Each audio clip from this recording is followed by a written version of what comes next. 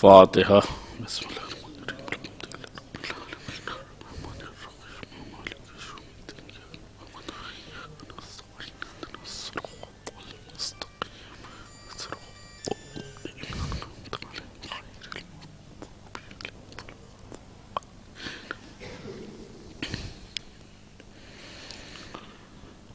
لا حول ولا قوة إلا بالله العلي العظيم حسبنا الله ونعم الوكيل نعم المولى ونعم النصير أعوذ بالله السميع العليم من الشيطان اللعين الرجيم بسم الله الرحمن الرحيم الحمد لله رب العالمين والعاقبة للمتقين والجنة للموحدين والنار للعاصين والملحدين والصلاة والسلام والتحية والإكرام على النبي الأمي العربي القرشي المكي المدني العبد المؤيد الرسول المسدد المصطفى الأمجد حبیب الہ العالمین ابی القاسم محمد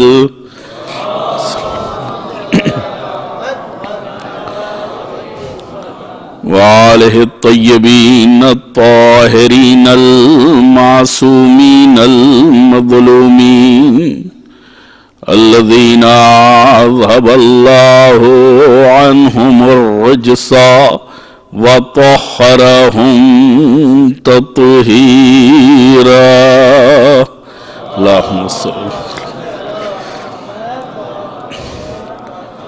ولعنة الدائمة الباقية على أعدائهم أجمعين من يوم عداوتهم إلى قيام يوم الدين أما بعد فقد قال رسول الله صلى الله عليه وآله وسلم ذکر علی عبادہ صلوات پڑھے محمد وآل محمد.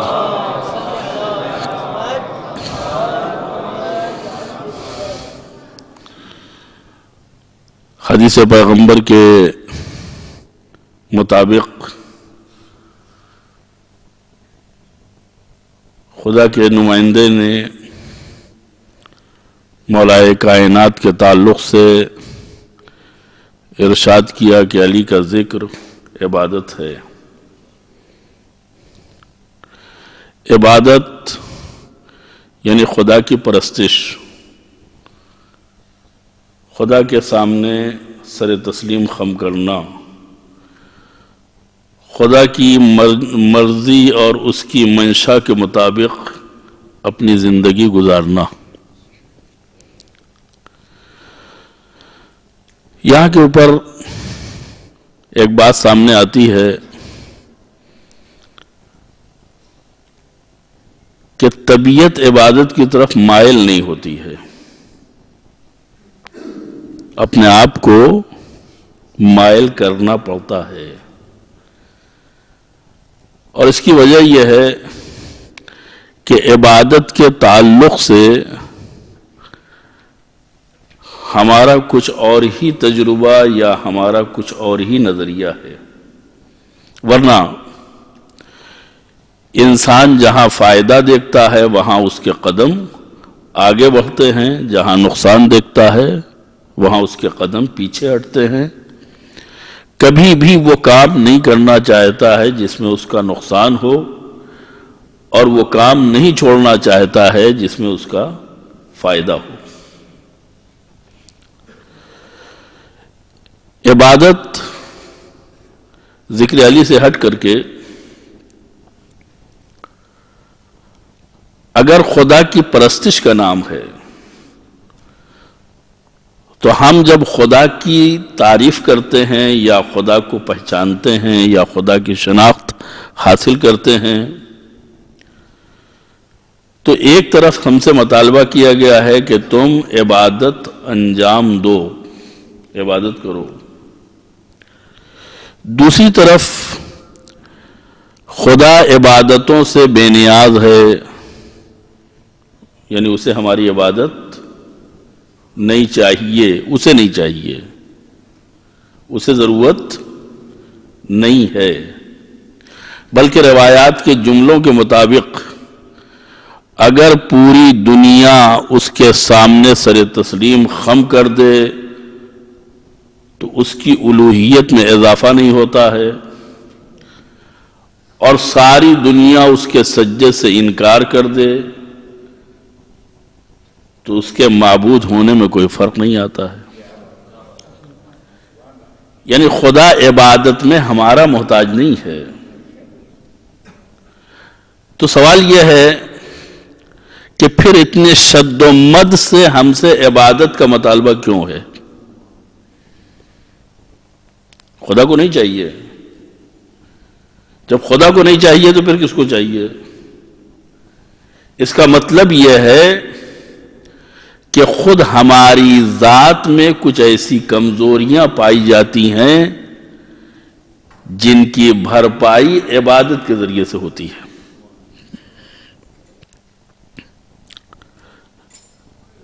عبادت یعنی بندے کا معبود سے جوڑنا، مخلوق کا خالق سے رابطہ پیدا کرنا، اور آج کے زمانے میں اس کو بڑی آسانی سے سمجھا جا سکتا ہے، اس لیے کہ ممکن ہے کل جو ٹیکنالوجی کا دور نہیں تھا اس وقت اگر ہم یہ بات کہتے کہ اتصال، رابطہ، تعلق یہ ہلکا بھی ہوتا ہے اور قوی بھی ہوتا ہے تو شاید اتنا سمجھ میں نہ آتا، لیکن آج نیٹ ورکنگ کا زمانہ ہے۔ صلوات پڑھیں محمد و آل محمد۔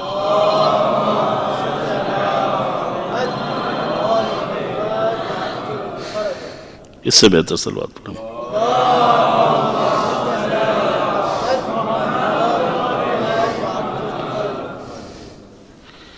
اتنی جلدی مطابق ہو جائے گا نہیں معلوم تھا۔ صلوات پڑھیں محمد و آل محمد۔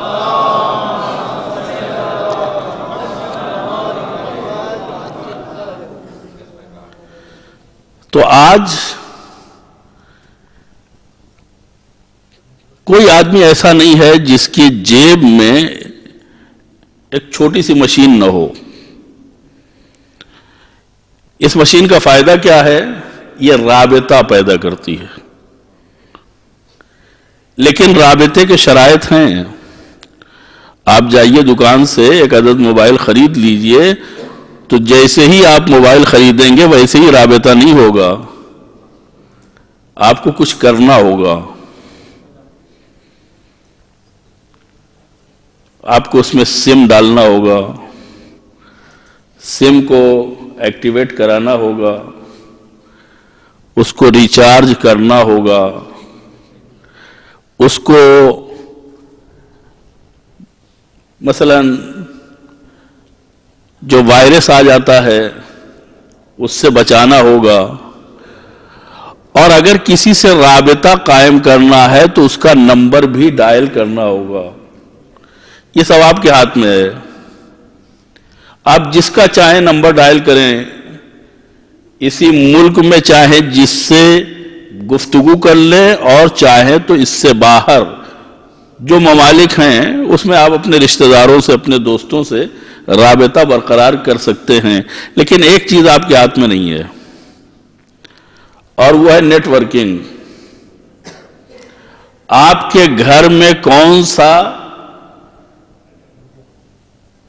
نیٹ آ رہا ہے، کون سا پاور آ رہا ہے، اور کون سا ضعیف ہے، کون سا قوی ہے، یہ آپ کے ہاتھ میں نہیں ہے۔ اور اسی کے ساتھ ساتھ جب آپ گھر سے باہر نکلتے ہیں تو آپ کی کوشش یہ ہوتی ہے کہ آپ کا موبائل جو ہے اس کی بیٹری چارج رہے۔ کیوں؟ اس لیے کہ اگر اس کی چارجنگ ضعیف ہو جائے گی تو نیٹ ورک کا پرابلم اپنی جگہ یہ خود ایک نیا پرابلم کھڑا کرے گا۔ نتیجہ کیا ہوا کہ جتنا آپ اس سے کام لیتے جائیں گے اتنا بیٹری جو ہے وہ یوز ہوتی جائے گی، کمزور ہوتی جائے گی۔ پھر نتیجہ یہ ہوگا کہ جیب میں آپ کے پاس ایک عدد چارجر رہے گا، جہاں کمزور ہوا وہاں لگا دیا آپ نے۔ اب یہ مثال اگر ہمارے بچوں کی سمجھ میں آ جائے جو ہم سے زیادہ سمجھتے ہیں تو عبادت کا مرحلہ سمجھ میں آ جائے گا۔ عبادت کے مرحلے کا مطلب کیا ہے؟ یعنی خود کو خدا سے جوڑنا، اپنے معبود سے اپنے آپ کو متصل کرنا۔ تو یہ اتصال کیسے ہوگا؟ یہ اتصال اس وقت ہوگا جب ہم اپنے آپ کو اس سے جوڑنا چاہیں گے تو اتصال ہوگا۔ جتنی بیٹری چارج ہوگی اتنا ہی اتصال قوی ہوگا، اور جتنا ہی بیٹری ضعیف ہوگی اتنا ہی نیٹ ورک کمزور ہوگا۔ نتیجے میں کبھی گفتگو ہو سکے گی، کبھی نہیں ہو سکے گی، کبھی ہوتے ہوتے کٹ جائے گی، یعنی کام ہونے والا نہیں ہے۔ پھر شکایت نہ کیجیے گا کہ بات نہیں ہو سکی۔ عزیزان گرامی، میں نے ایک خاکہ آپ کے ذہنوں کے حوالے کیا ہے، ذرا اس کو عبادت کے اوپر منطبق کیجیے۔ خدا کو ہماری عبادت کی ضرورت نہیں ہے، ہمیں اگر کسی سے جڑنا ہے تو ہمیں انسٹرومنٹ بھی لینا ہوگا، سم کارڈ بھی ڈالنا ہوگا، اسے ایکٹیویٹ بھی کرانا ہوگا، اس میں پیسے بھی ڈالنے ہوں گے، اسے وائرس سے بچانا بھی ہوگا۔ اور جب یہ تمام شرائط پائے جائیں گے تو ایک دفعہ آپ بٹن دبائیے گا، آپ کا پیغام پہنچ جائے گا، آپ کی گفتگو ہو جائے گی۔ لیکن اگر کسی قسم کی کوئی کمزوری رہ گئی تو آپ بٹن دباتے رہیں، اور آپ کے دبانے سے اس کے نمبر بھی اگر گھس جائیں تو بھی آپ کا رابطہ ہونے والا۔ تو عبادت خدا کی ضرورت نہیں ہے، عبادت ہماری ضرورت ہے۔ رات میں لیٹ کے سوئے، مادیت غالب آ گئی، ہمارا رابطہ خدا سے کمزور ہو گیا۔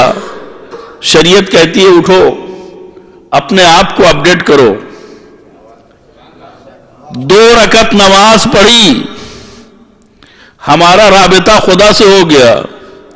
گئے بازار میں بہت زیادہ مصروف ہو گئے، نہ اپنی خبر نہ اپنے بچوں کی خبر، اتنا زیادہ کام میں منہمک کہ کسی کی خبر ہی نہیں۔ مادیت میں پھنس کے بیٹری لو ہو گئی۔ شریعت کہتی ہے آؤ نماز ظہر و عصر پڑھو۔ اس کے بعد پھر بازار میں پہنچے، ہم نے کام پھر شروع کیا۔ نتیجہ یہ ہوا کہ کام کرتے کرتے پھر جو کمزوری محسوس ہوئی تو اس کو دور کرنے کے لیے پھر اس کا مطلب کیا ہوا کہ شریعت نے اس بات کا لحاظ رکھا ہے کہ یہ کمزوری کیسی ہے۔ اگر مادی کمزوری ہے تو مادی غذا سے اس کا تدارک کیا ہے، اگر معنوی کمزوری ہے تو معنوی عبادت کے ذریعے سے اس کی بھرپائی کی ہے۔ بعض لوگ ہم سے پوچھتے ہیں، جواب دینا پڑتا ہے کہ اگر خدا نے عبادت کو لازم قرار دیا ہے، واجب قرار دیا ہے، تو ایک ٹائم میں واجب کر دیا ہوتا 17 رکعت صبح کا ٹائم بڑا اچھا ہوتا ہے. جب اٹھ گئے ہم, اپنی نیند خراب کر لی, منہ ہاتھ دھو کر کے اپنے کو جگہ ہی لیا ہے, تو یہ 2 کے بجائے اگر 17 رکعت ایک ساتھ پڑھ دیا جاتا تو کیا مشکل تھی. خدا کو بھی ہماری نماز مل جاتی, ہم بھی راحت ہو جاتے. یہ دن بھر کھٹکے میں لگے ہوئے ہیں, نجس نہ ہونے پائیں, طہارت باقی رہ جائے, اور اس کے بعد یہ نماز کا ٹائم آیا کہ نہیں آیا, کہیں چلا نہ جائے, قضا نہ ہو جائے, تو یہ ایک درد سر ہے, اس سے بچ جاتے. تو عزیزان گرامی, اگر خدا کو رکعتوں کی ضرورت ہوتی, توجہ چاہتا ہوں, خدا کو ہمارے نماز کی ضرورت ہوتی اور رکعتوں کی ضرورت ہوتی, تو وہ کسی وقت بھی 17 رکعت ہم سے گن کے لے لیتا. 17 کیا, ہم 17 کے بجائے 20 پڑھنے کے لیے تیار تھے. لیکن یہ بار بار موزے اتارو, کوٹ اتارو اور وضو کرو, اور اس کے بعد اپنے آپ کو پاکیزہ بنا کر کے خدا کی بارگاہ میں کھڑے ہو, یہ وقتاً فوقتاً یہ بڑی مشکل ہو جاتی ہے. تو عزیزان گرامی, نماز یا عبادت, اس کا تعلق ہے انسان کی اپنی ذات سے. جب انسان صبح میں گھر سے باہر نکلتا ہے تو ناشتہ کر کے نکلتا ہے. کام کرنے کے بعد کھانے کی ضرورت ہوتی ہے یا نہیں؟ واپس آتا ہے یا ہوٹل میں جاتا ہے, کھانا کھاتا ہے یا نہیں کھاتا, اس کے بعد پھر کام میں لگ جاتا ہے. پھر جا کر کے جب کام کی کثرت ہوتی ہے تو تھکن بھی ہوتی ہے اور کھانے کی ضرورت بھی ہوتی ہے. تو اگر کھانے کی ضرورت ہے تو نہ جانے کتنا ٹائم آپ کا کھانے میں لگ جاتا ہے. ایک ٹائم کھا کے فرصت کیجئے, یہ بار بار کی ضرورت کیوں؟ اس لیے کہ کتنا ٹائم لگتا ہے اس کا فیصلہ ماہ مبارک میں ہو جاتا ہے. ماہ مبارک میں ایک دوپہر ہی کا کھانا نہیں کھایا جاتا, لیکن وقت کاٹے نہیں کٹتا ہے. اس کا مطلب یہ ہے کہ ہم کھانے میں اتنا ٹائم لگاتے تھے کہ جس کا کوئی حساب نہیں ہے, تو وہ وقت مصرف ہو جاتا تھا کھانے میں. ماہ مبارک میں کٹائی نہیں کٹتا ہے, تو ہمارا وقت ماہ مبارک میں بچ جاتا ہے.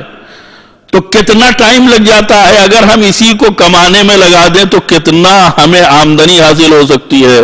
تو یہ بار بار کھانے کے بجائے ایک ٹائم کھا کے فرصت کیجئے. صبح میں بہت زیادہ انسان جو ہے وہ فرصت سے رہتا ہے, دوپہر کی غذا بھی کھا لیجئے, رات کا کھانا بھی کھا لیجئے. کہا نہیں, جب بھوک لگتی ہے تو کھاتے ہیں.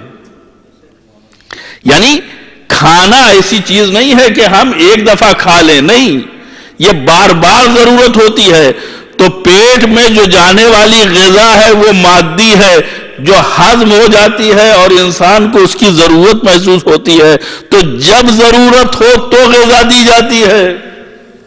تو عزیزان گرامی, جب مادی غذا ہمارے شکم میں, ہمارے معدے میں منحل ہو جاتی ہے اور ہمیں کمزوری محسوس ہوتی ہے, تو ہمیں غذا کی ضرورت ہوتی ہے, اور ہم کھانا کھا کر کے اپنے آپ کو ریچارج کرتے ہیں. تو جس طریقے سے مادی غذا پیٹ میں نہ ہونے کی وجہ سے جسم میں کمزوری ہوتی ہے, اسی طریقے سے معنوی اعتبار سے دوری ہو جانے کی بنیاد کے اوپر روح کمزور ہو جاتی ہے. ہم آتے ہیں عبادت کر کے اپنے آپ کو قوی بنا لیتے ہیں, جتنا عبادت کرتے جاتے ہیں اتنا روح میں قوت آتی جاتی ہے. صلوات پڑھیں محمد و آل محمد.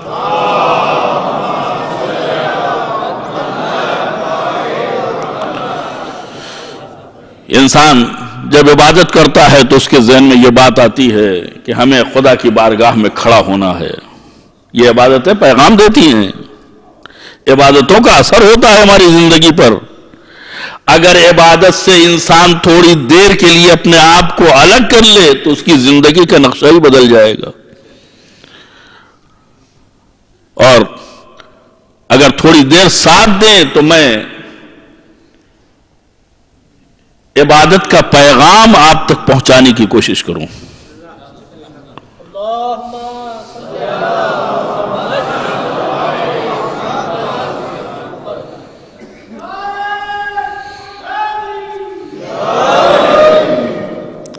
انسان اگر آنکھیں کھول کے ذہن کھول کر کے عبادت کرے تو عبادت کا ہر جز ہمیں ایک پیغام دیتا ہے. مثال کے طور پہ وضو لے لیجئے.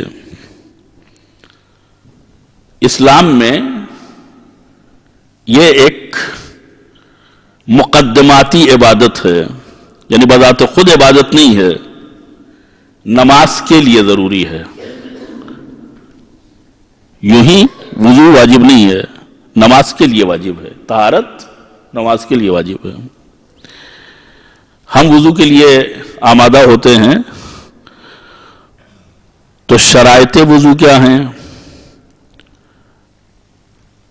جس پانی سے تم وضو کر رہے ہو یہ پانی کس کی ملکیت ہے؟ تمہاری ملکیت ہے یا غیر کی ہے؟ اگر غیر کی ملکیت ہے تو اس کی اجازت ہے یا نہیں ہے؟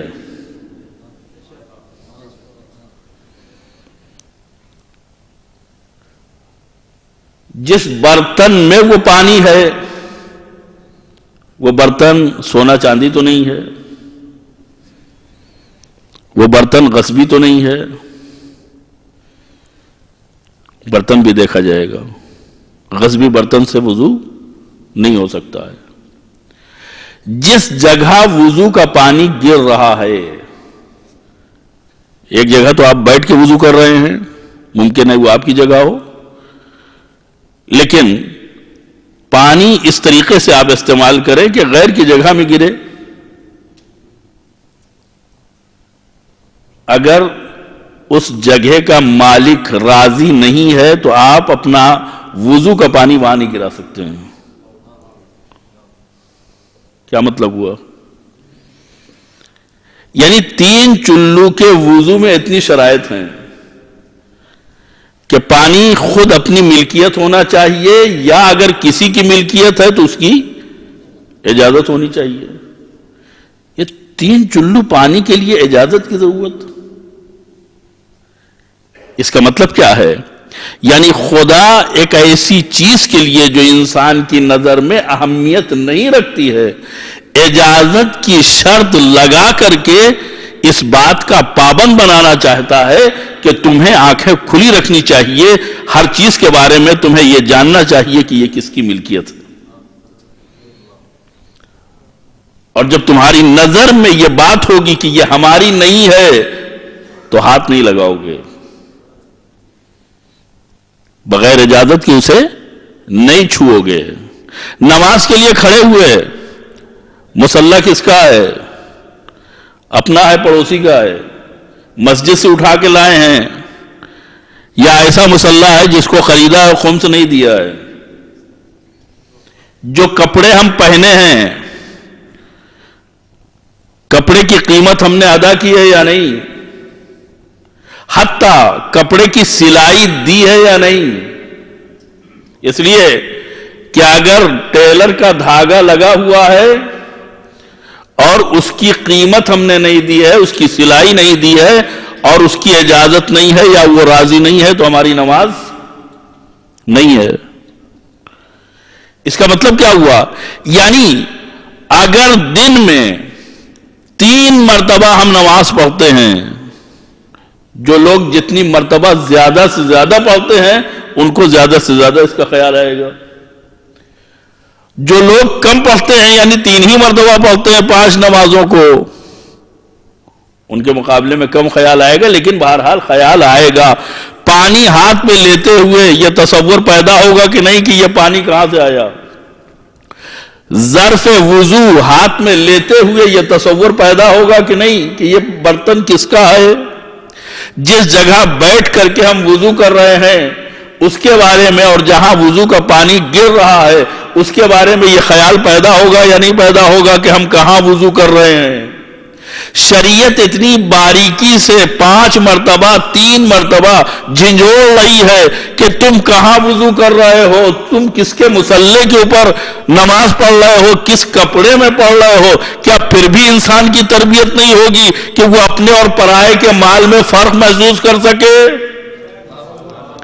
اس کا مطلب یہ ہے کہ نماز برائی سے روکتی ہے اسی انداز میں جب ہم نماز کی آواز کو سننا چاہیں. وضو بھی روکتا ہے، نماز بھی روکتی ہے۔ اگر ہم سننا چاہیں اور اگر نہ سننا چاہیں تو مال حرام بھی ہم ہڑپ کر جاتے ہیں اور اپنے ضمیر کی آواز کے اوپر بھی کوئی دھیان نہیں دیتے ہیں۔ صلوات پڑھیں محمد و آل محمد۔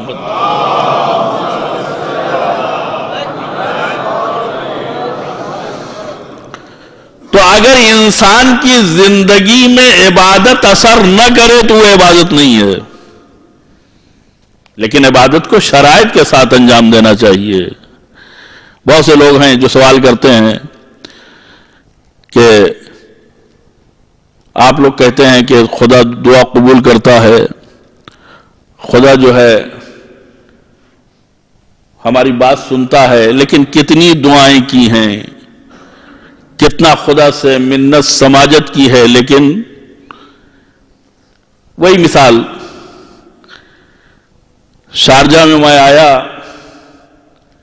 ایک صاحب نے مجھے نمبر دیا کہ آپ ہمارے وطن کے ہیں، اگر کوئی پرابلم ہو تو اس پہ رابطہ کر لیجئے گا۔ میں نمبر لیے گھوم رہا ہوں، شکایت کر رہا ہوں کہ بھائی ہم مصیبت میں پھنسے ہیں اور وہ ہماری مدد نہیں کر رہے ہیں۔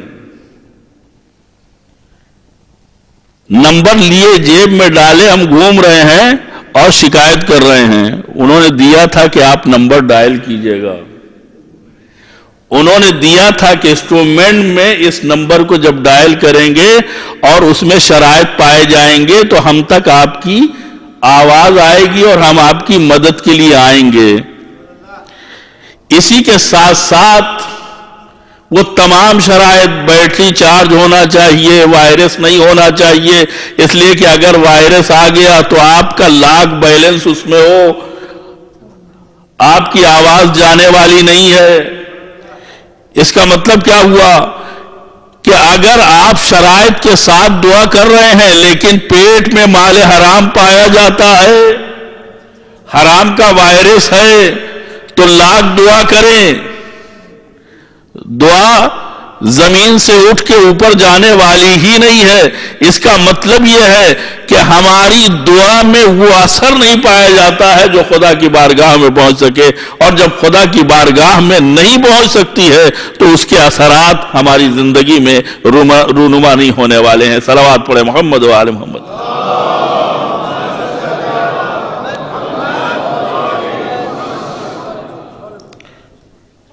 ایک بات اور مد نظر رہے کہ خداوند عالم نے عبادتوں کے ساتھ کچھ معاملات بھی کیے ہیں۔ مثلا ہمارے ہاں باپ بیٹے کا ایک عجب احترام ہوتا ہے، بڑے بھائی کا اور بڑوں کا ایک الگ احترام ہوتا ہے، لیکن عجیب بات ہے کہ خدا نے ہم سے بالکل برابری کا معاملہ کیا ہے۔ اذکرونی اذکرکم، تم مجھے یاد کرو میں تمہیں یاد کروں گا۔ باپ بھی اپنے بیٹے سے اتنی برابری کا معاملہ نہیں کرے گا جتنی برابری کا معاملہ خدا کر رہا ہے۔ اذکرونی، تم مجھے یاد کرو، اذکرکم، میں تمہیں نہ بھلاؤں گا۔ لیکن اس کے باوجود ہم نماز پڑھ رہے ہیں، روزہ رکھ رہے ہیں، تمام عبادتوں کو انجام دے رہے ہیں، لیکن کچھ عبادتیں ایسی ہوتی ہیں کہ جن کو ہم مد نظر نہیں رکھتے ہیں، وہ شرائط مکمل نہیں ہوتی ہیں۔ جب تک ہم شرائط کے ساتھ عبادت نہیں کریں گے تب تک ہماری زندگی پر اس کا اثر نہیں ہونے والا ہے۔ آپ دیکھیں، یہ ہماری آپ کی زندگی کے روزمرہ کے وہ امور ہیں جن سے ہم دوچار ہوا کرتے ہیں کہ ہم خدا کی بارگاہ میں جب دعا کرنے پہ آتے ہیں تو جو ہمارا دل چاہتا ہے مانگتے ہیں، ہے یا نہیں ہے؟ ہم یہ نہیں دیکھتے ہیں کہ خدا کو کیا پسند ہے کیا ناپسند ہے، جو ہم کو پسند ہے وہ ہم مانگتے ہیں۔ یعنی اس کی پرواہ کیے بغیر کہ خدا کو کیا پسند ہے، تو ہم بندے ہو کر کے جب دعا مانگنے میں اتنے مختار ہیں کہ جو ہمارا دل چاہے گا ہم اسے مانگیں گے، تو کیا خدا کو خدا ہو کر کے اس بات کا اختیار نہیں ہے کہ اس کا جو دل چاہے گا وہ قبول کرے گا؟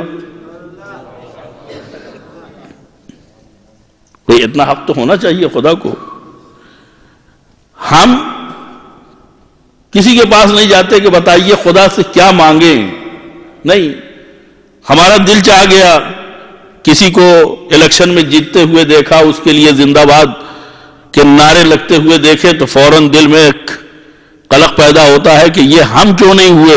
نتیجے میں ہم بھی کھڑے ہو جاتے ہیں، اور جب ہار گئے تو شکوہ کرتے ہیں پروردگار تجھ سے کرسی مانگی تھی نہیں ملی. تو ہم خدا سے مانگتے ہوئے یہ نہیں دیکھتے ہیں کہ کیا ہمارے لیے مناسب ہے اور کیا مناسب نہیں ہے. جو اچھا لگ گیا تو ہم مانگنے میں مختار ہیں، مانگنے میں صاحب اختیار ہیں. تو جب مانگنے میں صاحب اختیار ہیں تو خدا دینے میں بھی تو صاحب اختیار ہوگا. اچھا یہ بتائیے، جب ہم مانگنے جاتے ہیں تو کتنے حق سے مانگتے ہیں؟ ایک فہرست ہوتی ہے زبان کے اوپر جو چلتی ہے. انصاف سے بتائیے کہ کیا ہم رکھا کے آئے ہیں؟ جو اس سے مانگ رہے ہیں کیا ہمارا اس کے اوپر کچھ باقی ہے؟ باقی نہیں ہے اور اس سے مانگ رہے ہیں، اور اگر کبھی نہیں دیتا ہے تو شکایت کرتے ہیں. یہ بتائیے اس نے کتنا دیا ہے ہمیں؟ جو کچھ ہمارے پاس ہے، بھائی جب پیدا ہوئے تھے تو لباس بھی نہیں تھا بدن کے اوپر، جیب تو بعد میں بنے گی، لباس بھی نہیں تھا، تو بالکل برہنہ پیدا ہوئے تھے، کچھ بھی نہیں تھا اپنے پاس. اور جب مرتے ہیں تو لوگ حساب کرتے ہوئے تھک جاتے ہیں، کتنے کروڑ یہاں، کتنے کروڑ کی پراپرٹی اور کتنے کروڑ کا بنگلہ اور کتنے کروڑ جو ہیں وہ یہاں انویسٹ اور وہاں ویسٹ، پتہ نہیں کیا کیا ہوتا ہے دنیا بھر کا. تو اتنا سب کچھ اس نے دیا، کتنا مانگتا ہے؟ سب مانگتا ہے؟ سب نہیں مانگتا ہے. کہیں 5واں حصہ مانگتا ہے، وہ بھی بچت کا. کھا پی چکے، شادی بیاہ کر چکے، بچوں کی تعلیم کا انتظام کر چکے، لوگوں کو ہدیہ اور تحفہ دے چکے. اب سب کچھ کرنے کے بعد اگر کچھ بچا ہے تو اس کا 5واں حصہ دے دو. اور وہ بھی میں اپنے لیے نہیں مانگ رہا ہوں، تمہارے رشتہ داروں کے لیے مانگ رہا ہوں. 40واں حصہ فطرے کے نام پر کس کے ہاتھ میں جائے گا؟ شریعت کہتی ہے کہ دینے کے لیے پہلے اپنے رشتہ داروں کو دیکھو. مسجد امام باڑے میں دینے کے بجائے رشتہ داروں کو دیکھو، اس لیے کہ یہ زندہ مستحق ہیں. اگر ان تک تمہارا یہ تحفہ، یہ ہدیہ، یہ واجب انفاق پہنچ گیا تو صرف تمہاری واجبات ادا نہیں ہوگی، ان کی دعائیں بھی تمہارے ہاں برکت میں اضافہ کریں گی، صلہ رحم بھی ہو جائے گا. شریعت نے ایک اور بھی عجیب بات مد نظر رکھی ہے کہ ضروری نہیں ہے کہ کسی کو بتا کے دو کہ یہ فطرہ ہے، اس لیے کہ ضمیر گوارا نہیں کرے گا. ضروری نہیں ہے کہ آپ کسی بڑے کے ہاتھ میں رکھیے. شریعت کہتی ہے بچے کے ہاتھ میں بطور عیدی رکھ دو، یعنی کہیں سے عزت نفس کے اوپر ضرب نہ لگنے پائے. اس کا مطلب یہ ہے کہ خدا اگر تمہاری جیب سے کچھ نکلواتا ہے تو اپنی جیب میں ڈالنے کے لیے نہیں، بلکہ خاندان کی پرورش کے لیے، تاکہ تمہارے خاندان میں حقیقی خوشی آ جائے. ایک اکیلے آدمی کی خوشی خوشی نہیں ہوتی جب تک پورا خاندان خوشحال نہ ہو جائے. صلوات پڑھے محمد و آل محمد.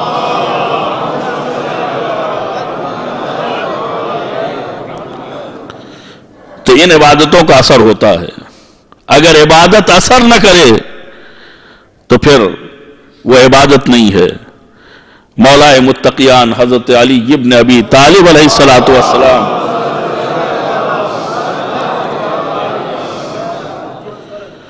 ان کا ذکر عبادت ہے. علی کا ذکر ہم سنیں اور ہمارے اوپر اثر نہ ہو. علی کا ذکر ہم کریں اور ہماری زندگی میں تبدیلی نہ ہو. اس کا مطلب یہ ہے کہ ہم مردہ عبادت کر رہے ہیں, زندہ عبادت نہیں ہے. اس لیے کہ زندہ عبادت انسان میں انقلاب پیدا کرتی ہے, تبدیلی پیدا کرتی ہے. بدلاؤ وہاں ہوتا ہے جہاں زندگی ہوتی ہے. میت میں تبدیلی نہیں ہوتی ہے, مردے میں تبدیلی نہیں ہوتی ہے, زندگی میں تبدیلی ہوتی ہے, حیات میں تبدیلی ہوتی ہے. مولا کائنات نے اسلام کے اوپر منہ بمو عمل کر کے ہمیں اسلام کی حقیقی تصویر دکھائی ہے. اسلام کے اوپر عمل کرنا, ارے یہ تو معصومین کا کام تھا. یقیناً معصومین کا کام تھا, انہوں نے کیا. ہماری ذمہ داری کیا ہے؟ ہم سے مطالبہ ہے کہ معصومین کے پیچھے چلو, ان کے قدم بقدم چلو. ٹھیک ہے, ویسا خلوص نہیں پیدا کر سکتے ہو, لیکن کم سے کم عمل کی منزل میں ان کے پیچھے چلنے کی کوشش تو کر سکتے ہو. لازمی بات یہ ہے کہ ہمیں اہل بیت طاہرین علیہ السلام کی زندگی اور ان کی سیرت کو مد نظر رکھنا چاہیے, اور یہ چاہیے کہ ہم ان کے پیچھے چلنے کی کوشش کریں. اللہم صلی اللہ علیہ وسلم. اس لیے کہ اگر ہم نے ان کا دامن چھوڑ دیا تو ہمیں کچھ ملنے والا نہیں ہے, نہ دنیا ملنے والی ہے نہ آخرت ملنے والی ہے. آپ دیکھیں, جنہوں نے اہل بیت کی طرف نظر التفات نہیں کی ہے, اہل بیت کا کچھ نہیں بگڑا. بلکہ یوں مثال دوں کہ اگر خدا کی عبادت ہم چھوڑ دیں تو خدا کا کچھ بگڑنے والا نہیں ہے, اور اہل بیت کا راستہ ہم چھوڑ دیں تو اہل بیت کا کچھ بگڑنے والا نہیں ہے. ہاں, یہ ضرور ہے کہ جنہوں نے اہل بیت کا راستہ چھوڑا ہے انہوں نے در بدر کی ٹھوکریں کھائی ہیں, انہیں صحیح راستہ نہیں ملا. صحیح راستہ لینا ہے تو اہل بیت کے دروازے پہ آنا ہوگا اور اہل بیت کی تعلیمات کو حاصل کرنا ہوگا. میں ایک چھوٹی سی بات آپ کی خدمت میں عرض کرنا چاہتا ہوں کہ اہل بیت کی امپورٹنس ہماری زندگی میں کتنی اہم ہے. قرآن عربی میں نازل ہوا ہے, جن کی زبان عربی ہے وہ پڑھیں گے سمجھ جائیں گے کہ نہیں سمجھ جائیں گے؟ بھائی وہ اپنی روزمرہ کی زندگی کی گفتگو عربی میں کرتے ہیں, تو اب قرآن کو سمجھنے کے لیے اہل بیت کی کیا ضرورت؟ کتاب کھولیں گے سمجھ جائیں گے. لیکن جنہوں نے یہ حرکت کی ہے سوائے گمراہ ہونے کے, یہ باقاعدہ ہماری نگاہوں کے سامنے ہے, تاریخ میں ہے, روایات میں ہے. آپ دیکھیں گے تو آپ کو تعجب ہوگا کہ یہی قرآن اگر امت سے لیا گیا ہے تو اس نے گمراہی پھیلائی ہے, اہل بیت سے لیا گیا ہے تو ہدایت ملی ہے. قرآن یہی ہے. ہمیں بدنام کیا جاتا ہے کہ ہمارا قرآن الگ ہے. نہیں, یہ جو دو دفتیوں کے درمیان میں قرآن ہے, جو بسم اللہ سے شروع ہوتا ہے, الحمدللہ رب العالمین سے شروع ہوتا ہے, والناس کے اوپر ختم ہوتا ہے, یہی قرآن ہے ہمارا. لیکن اگر صاحب قرآن سے پڑھا ہے, معلم قرآن سے پڑھا ہے تو ہدایت ملی ہے. اور عزیزو, صرف ہدایت کی بات نہیں ہے, جو لوگ عام زندگی گزارتے ہیں ان کو معلوم ہے کہ کم سے کم چوری, ڈکیتی, دوسرے کے مال کے اوپر غلط نگاہ رکھنا یہ بری بات ہے, ایک اخلاقی بات ہے. قرآن کو اگر اہل بیت سے نہیں لیا جاتا ہے تو قرآن چوری سکھاتا ہے. واقعہ ہے میری نگاہ کے سامنے. ہمارے چھٹے امام حضرت امام جعفر صادق علیہ الصلوۃ والسلام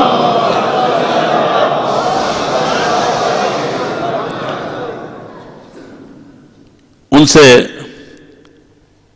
لوگ بتاتے تھے کہ فلاں آدمی جو ہے وہ بہت زیادہ پڑھا لکھا اور بہت زیادہ قابل، بہت زیادہ موعظہ اور پند و نصیحت دینے والا. اتنا لوگوں نے تعریف کی کہ امام میں شوق پیدا ہوا کہ اس سے ملیں. پتہ چلا کہ فلاں چوراہے کے اوپر وہ شخص تقریر کر رہا ہے. امام نے رومال سر کے اوپر ڈالا اور جب وہاں پہنچے تو تقریر ختم ہو چکی تھی. اس نے تقریر ختم کی اور ایک راستے کے اوپر چل دیا.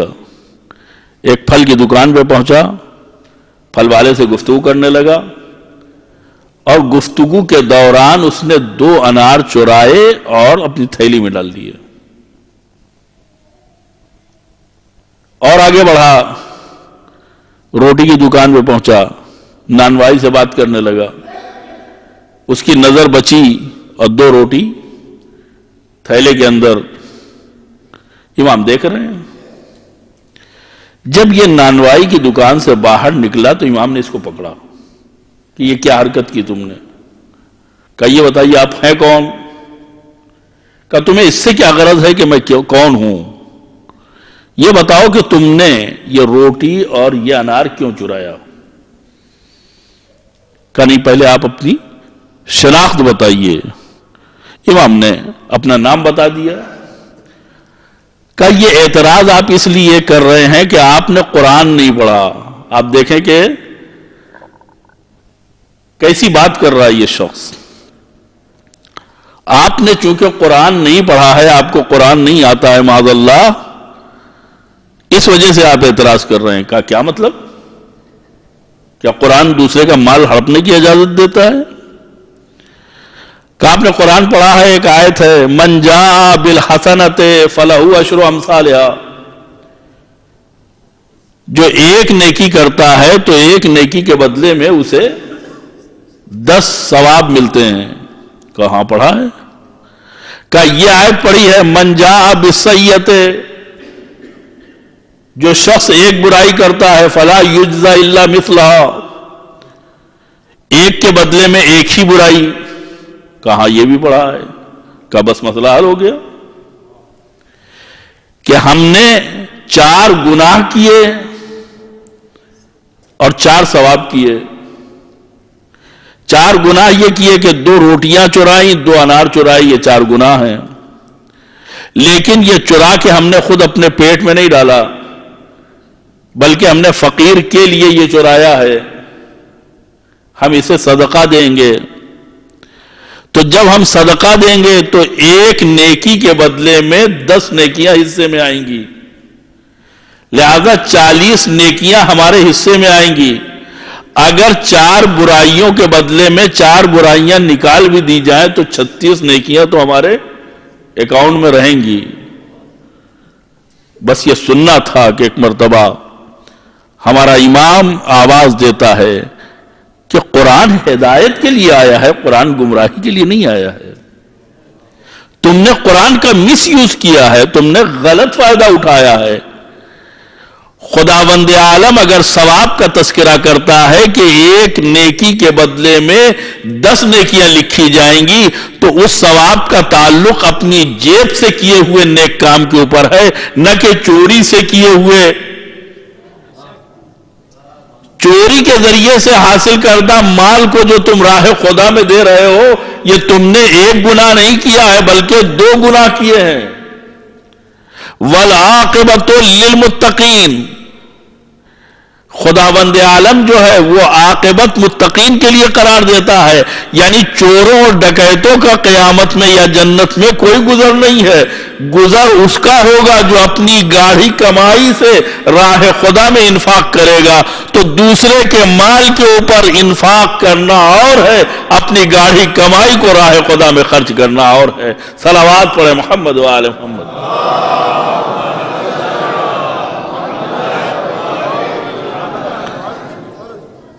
آپ دیکھیں وہ قرآن جو انسان کو نیکی سکھانے آیا ہے، اس سے لوگ کیسا فائدہ اٹھا رہے ہیں، چوری کا فائدہ اٹھا رہے ہیں. یہ قرآن عربی میں ہے لیکن اس کو پڑھانے کی ضرورت ہے. چنانچہ آپ دیکھیں ایک واقعہ اور بھی ہے مولا کائنات کے زمانے کا کہ جب ایک جوڑے نے جس کی شادی کو 6 مہینے ہوئے تھے اور اس کے ہاں ولادت ہوتی ہے تو حکومت کے کارندے آتے ہیں اور اس خاتون کو زبردستی لے جاتے ہیں کہ اس کو رجم کرنا ہے، پتھر مارنے ہیں، اس لیے کہ اس نے معاذ اللہ کیوں؟ اس لیے کہ 6 مہینے میں ولادت ہوئی ہے۔ مولا کائنات کو خبر ہوئی تو آپ فرماتے ہیں کہ نہیں، 6 مہینے میں ولادت ہو سکتی ہے۔ کہا کہاں لکھا ہے؟ کہا قرآن میں۔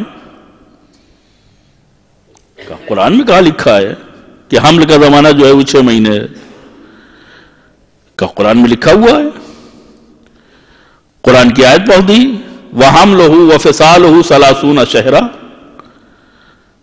حمل اور دودھ پلائی کا زمانہ جو ہے وہ 30 مہینے ہیں۔ اور اس کے بعد دوسری جگہ کی ایک آیت پڑھی کہ امہاتہم یرضعن اولادہن حولین کاملین، مائیں جو ہے وہ اپنی اولاد کو 2 سال مکمل دودھ پلائیں۔ امام فرماتے ہیں کہ ان دونوں آیتوں کو جب ملایا جائے گا تو حمل کا زمانہ 6 مہینے نکلے گا۔ وہ کیسے؟ کہ مائیں اپنے بچوں کو 2 سال مکمل دودھ پلائیں گی۔ 2 سال مکمل، ادھر آیت میں کیا ہے کہ حملہ وفصالہ 30 شہرا، حمل کا اور دودھ بڑھائی کا زمانہ جو ہے وہ 30 مہینے ہے۔ 30 مہینے سے اگر حولین کاملین یعنی 24 مہینے نکال دیے جائے تو 6 مہینے بچتے ہیں۔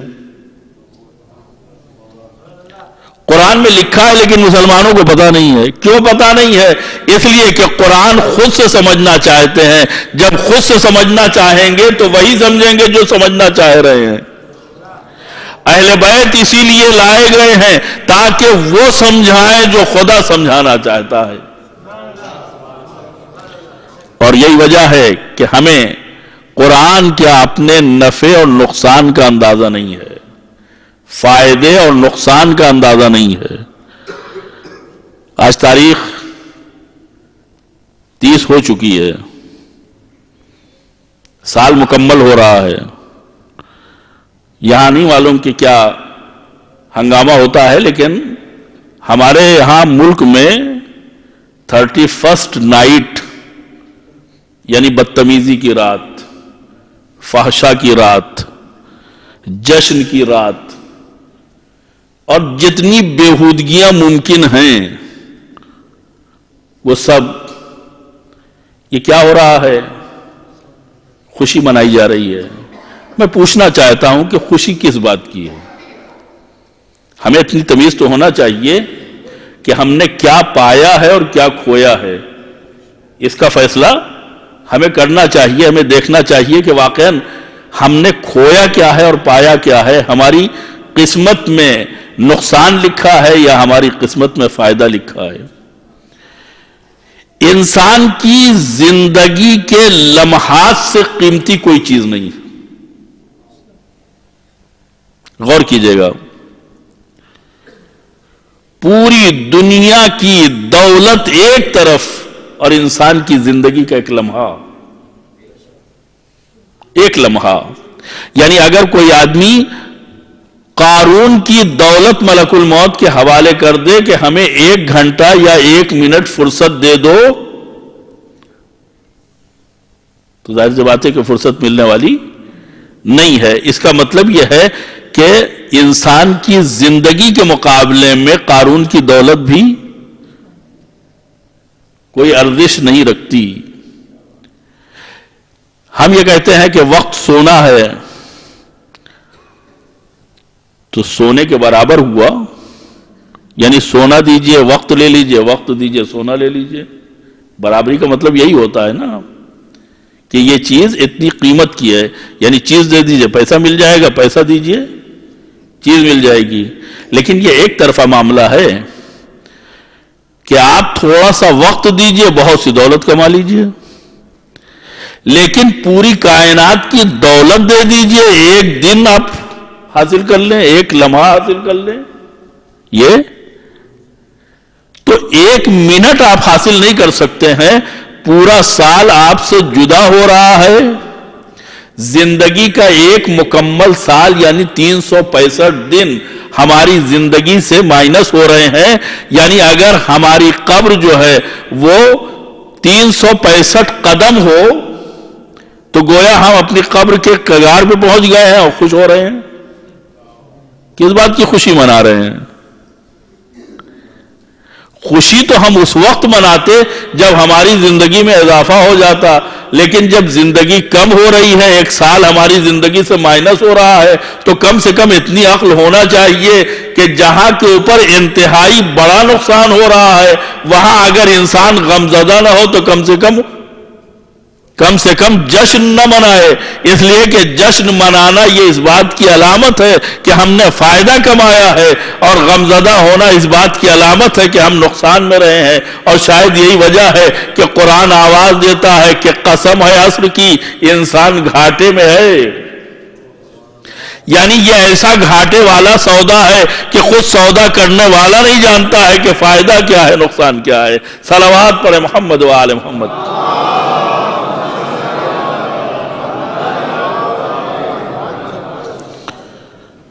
اہل بیت طاہرین علیہ السلام کی حیات اور ان کی زندگی یہ ہمارے لیے نمونہ عمل ہے اور ہمارے لیے فیضان زندگی ہے، اور انہی عیسائیوں کو دیکھ کر کے بعض مسلمانوں نے بھی نیو ایئر کا ماہ محرم الحرام میں سلسلہ شروع کیا ہے۔ اب دیکھیں، اسلام میں نئے سال کے آغاز کی خوشی کا کوئی مقام ہمیں نہیں ملتا ہے، نہ حدیث میں نہ روایات میں۔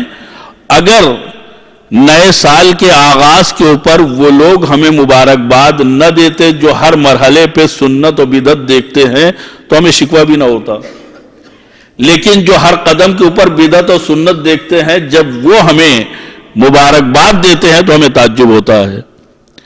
اس لیے کہ اسلام میں نئے سال کے آغاز کے اوپر جشن کا کوئی تصور نہیں ہے، نہ سرکار کی زندگی میں اور نہ اس کے بعد جو حکومتیں آئی ہیں انہوں نے کسی قسم کا ایسا کوئی مظاہرہ کیا ہو۔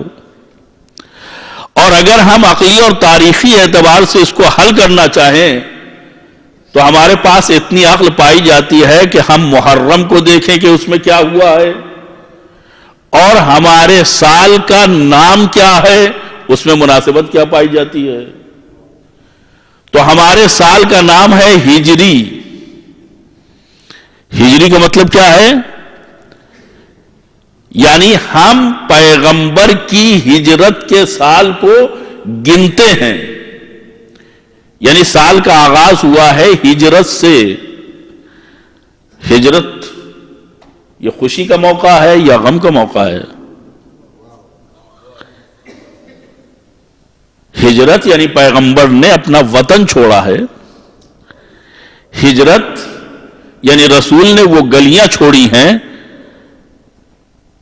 جس سے انہیں لگاؤ تھا، اور تاریخ میں ملتا ہے کہ پیغمبر کی آنکھوں میں آنسو تھے جب وہ اپنے وطن کو چھوڑ کر کے مدینے کی طرف جا رہے تھے۔ اور اگر کوئی پیغمبر کے عمل کو نہ مانے تو کم سے کم مسلمان کہیں رونے کو جائز سمجھے یا نہ سمجھے، لیکن کم سے کم ہجرت کے موقع پر رونے کی روایت ملتی ہے تو رونے کی روایت ملتی ہے، جشن منانے کی روایت نہیں ملتی ہے۔ لہذا مسلمان کو رونے کا موقع ملنا چاہیے، جشن منانے کا موقع نہیں ملنا چاہیے۔ اور اسی کے ساتھ پہلا مہینہ اور پہلی تاریخ محرم کی ہے۔ محرم یعنی فرزند رسول کی قربانی، فرزند زہرا کی قربانی، اور اگر یہ خوشی کا موقع ہے تو پھر 10 ذی الحج کو غم کا موقع ہونا چاہیے، اس لیے کہ بعض لوگ یہ مدعا پیش کرتے ہیں کہ چونکہ نبی کا نواسہ شہید ہو گیا اور شہادت ایک فضیلت ہے لہذا ہم خوشی مناتے ہیں، تو اس کا مطلب یہ ہے کہ 10 ذی الحج کو نبی کا بیٹا شہادت کی نعمت سے محروم رہ گیا تو ہمیں غم منانا چاہیے پھر۔ لیکن نبی کا بیٹا چھری سے بچ جائے تو بھی خوشی، نبی کا نواسہ 3 دن کا بھوکا پیاسا ذبح ہو جائے تو بھی خوشی، یہ سمجھ میں نہیں آتا ہے۔ ہمیں وہ کرنا چاہیے جو حضور نے کیا۔ مشکاۃ شریف میں تفصیلی روایت ہے جس کی طرف صرف اشارہ کرنا چاہتا ہوں کہ حضور ام المومنین ام سلمہ کے حجرے میں جاتے ہیں اور کہتے ہیں کہ کسی کو نہ آنے دینا۔ امام حسین تھوڑی دیر کے بعد اپنے نانا کو ڈھونڈتے ہوئے آتے ہیں اور حجرے میں جانا چاہتے ہیں، ام المومنین ام سلمہ انہیں روکتی ہیں، کہا تمہارے نانا نے کہا ہے کسی کو نہ آنے دینا۔ تاریخ میں جملہ ملتا ہے کہ امام نے تعجب سے پوچھا کہ کیا مجھے بھی منع کیا ہے؟ کیا مجھے بھی منع کیا ہے؟ ام سلمہ جواب نہیں دے سکی۔ تھوڑی دیر کے بعد فرط جذبات سے حسین کے رونے کی آواز حجرہ پیغمبر میں گئی۔ پیغمبر جلدی سے نکلے، کہا ام سلمہ میرے لال کو کیوں رلایا؟ کہا آپ ہی نے منع کیا تھا۔ کہا میں نے حسین کو منع نہیں کیا تھا، میں نے حسین کو منع نہیں کیا تھا۔ آغوش میں لیا، لے کر کے حجرے کے اندر گئے۔ تھوڑی دیر کے بعد حضور کے رونے کی آواز ام سلمہ نے سنی۔ اب جو حجرے میں قدم رکھا تو دیکھا نواسہ سینے پر سو رہا ہے اور حضور کی آنکھوں سے آنسو جاری ہیں اور بآواز بلند رو رہے ہیں۔ کہا خدا کے پیغمبر یہ بتائیے کہ آپ کے اوپر کون سی مصیبت گزر گئی؟ کہا ابھی جبرائیل آئے تھے اور انہوں نے کہا کہ تم حسین کو زیادہ چاہتے ہو۔ یہ حسین اسلام کی حفاظت کے لیے 3 دن کا بھوکا پیاسا اپنے ساتھیوں اور اپنے خاندان کے ساتھ کربلا کی سرزمین کے اوپر ذبح کر دیا جائے گا۔ اور صرف یہی نہیں، تھوڑی سی مٹی دے کے گئے ہیں اور یہ بتایا ہے کہ جب تک یہ مٹی رہے یہ سمجھا جائے کہ حسین زندہ ہے، لیکن جب یہ مٹی خون میں تبدیل ہو جائے تو اس کا مطلب یہ ہے کہ زہرا کا لال کربلا میں شہید کر دیا گیا۔ عزیزو، پیغمبر بیان کر رہے تھے، ام المومنین ام سلمہ رو رہی تھیں۔ بیان مکمل ہو گیا۔ ام سلمہ نے مٹی شیشی میں رکھی، ماہ و سال تبدیل ہوتے رہے۔ امام حسن کی شہادت کے 10 سال کے بعد ایسے حالات پیدا ہوئے کہ امام کو کوفے جانے کا ارادہ کرنا پڑا۔ ام سلمہ عصا ٹیکتی ہوئی آتی ہیں، کہتی ہیں حسین میں نے سنا ہے کہ تم سفر کے اوپر جا رہے ہو۔ کہا ہاں نانی اماں۔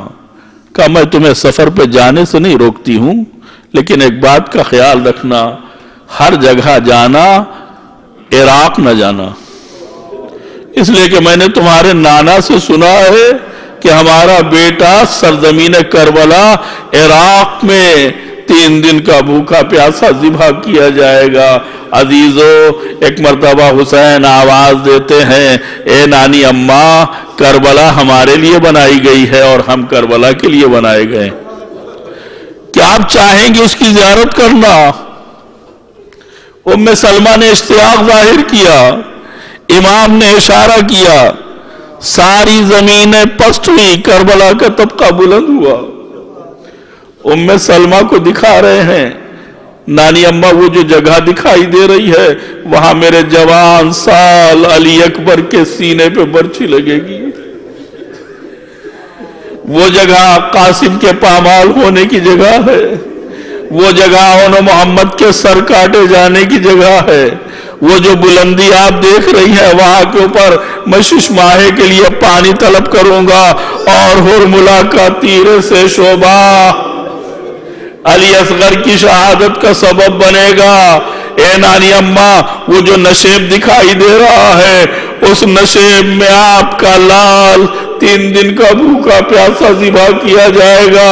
عزیزان گرامی ام سلمہ سے برداشت نہ ہو سکا، غش کھا کے گری، میں آواز دوں گا اے ام سلمہ آپ نے صرف زمین دیکھی ہے منظر نہیں دیکھا، ذرا زینب کے جگر کی خبر لیجئے جو ہاتھ مل رہی ہے آواز دے رہی ہے او پسرے ساتھ تو کھڑا دیکھ رہا ہے میرا ماجایا ذبح ہو رہا ہے۔ اجرکم اللہ،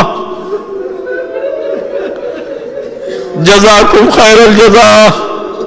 عزیزو عاشور کے تعلق سے لوگ بڑی روایتیں بیان کرتے ہیں کہ عاشور خوشی کا دن ہے، عاشور مسرت کا دن ہے، لیکن ہمیں وہی کرنا چاہیے جو ہم نے حضور کو کرتے ہوئے دیکھا اور سنا ہے۔ عزیزو ماہ سال گزرنے کے بعد جب حسین چلے ہیں تو ام سلمہ کا دل بے چین ہے، میرا لال کس حال میں ہے، میرے لال کی خیریت نہیں معلوم ہو رہی ہے، میرے لال کا کوئی خط نہیں آ رہا ہے۔ جب گھبراتی ہیں جا کے شیشی دیکھ لیتی ہیں، مٹی کو مٹی کی حالت میں دیکھ کر کے سکون ملتا ہے۔ محرم کا مہینہ شروع ہوا، اضطراب میں اضافہ ہوا، اور جب 10 محرم کی صبح ہوئی عاشور کا دن نمودار ہوا تو آج بے چینی تو عجب عالم ہے، بار بار گھبراہٹ ہو رہی ہے، بار بار قریب جاتی ہیں، مٹی کو مٹی کی شکل میں دیکھتی ہیں، واپس آ جاتی ہیں، لیکن معلوم نہیں کیوں آنکھوں سے آنسو جاری ہو رہے ہیں، دل بیتاب ہو رہا ہے، دل بے چین ہو رہا ہے۔ اسی عالم میں ایک مرتبہ تکیے پہ سر رکھا، غنودگی کے عالم میں دیکھا کہ پیغمبر آئے ہیں، پورے جسم کے اوپر خاک اور خون کے چھینٹے پڑے ہوئے ہیں، ہاتھ میں ایک شیشی ہے، پوچھا حضور کیا عالم ہے؟ کہا ام سلمہ تم آرام کر رہی ہو، میں کربلا سے آیا ہوں، فاطمہ کا چمن کٹ گیا، علی کی کھیتی اجڑ گئی، حسین کو شہید کر دیا گیا، علی اکبر کا جنازہ اٹھ گیا، عباس کے شان قلم ہو گئے، بے شیر کے تیر سے شعبہ لگا۔ اے ام سلمہ تم آرام کر رہی ہو، ایک مرتبہ چونک کر کے ام سلمہ اٹھی، اب جو شیشے کے قریب گئی تو دیکھا اس میں خون تازہ جوش مار رہا ہے، چادر سر پہ رکھی، قبر پیغمبر پہ حاضری دی کہ آپ کی زوجہ آپ کے بیٹے کی سنانی لے کے آئی ہے، اے رسول اللہ آپ کو تعزیت قبول ہو، آپ کا لال کربلا میں شہید۔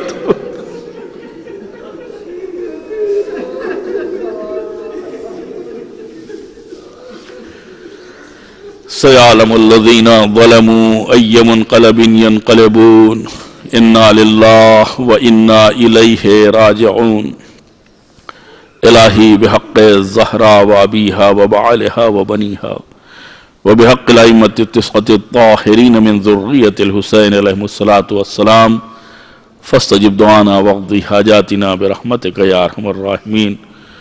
پروردگارا ہمارے اس عمل کو اپنی بارگاہ میں قبول فرما، بیماروں کو بحق بیمار کربلا شفائے کامل و عاجل عنایت فرما۔ ایک مریض جن کا نام سید مظفر ہے، انہوں نے خصوصاً آپ سے التماس دعا کی ہے کہ خداوند عالم انہیں جلد سے جلد صحت کامل اور شفائے عاجل عنایت فرمائے، مرحومین کی مغفرت فرما۔ ہمیں اس وقت تک موت نہ دینا جب تک کہ تیری ذات اور ہمارے زمانے کے امام ہم سے راضی نہ ہو جائے۔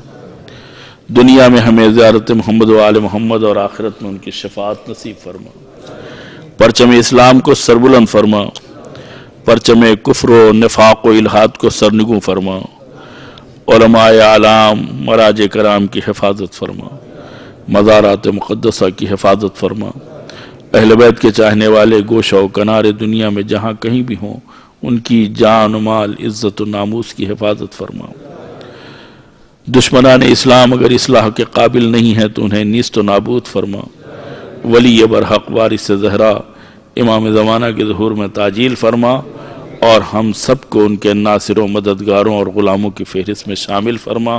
وصلی اللہ علی محمد وآلہ الطیبین الطاہرین۔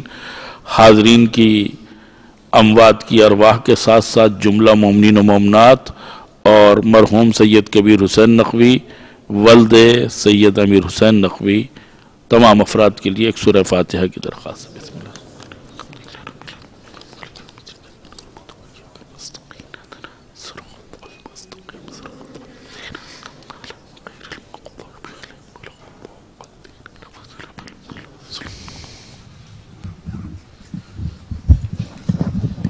مومنین ماتم سے قبل اعلان سماعت فرمائیں۔ انشاءاللہ کل رات کی مجلس رسول اللہ صلی اللہ